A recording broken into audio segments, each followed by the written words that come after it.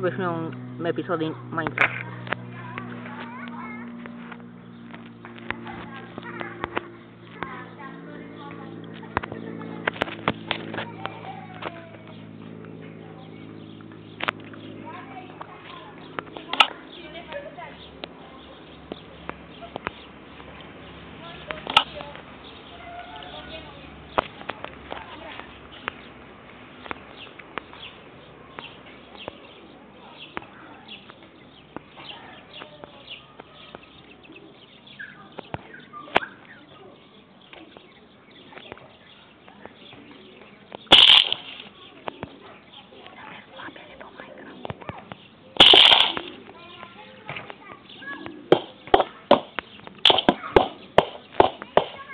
Ce mortul pe ea?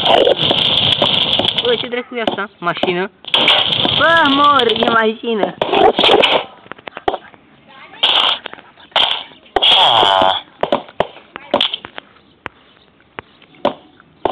Bă, ce mapă GTA 5, bă! Mor, bă!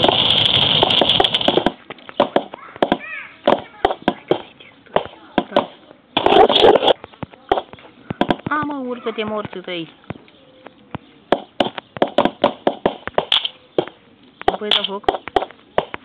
Băi, ești copac. Uite, fotos morți tăi, tu vrei să mă... Duceam pe vamătii.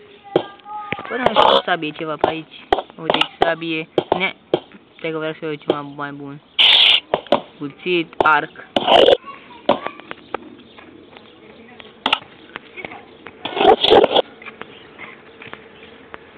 Și? Nici nu mă interesează.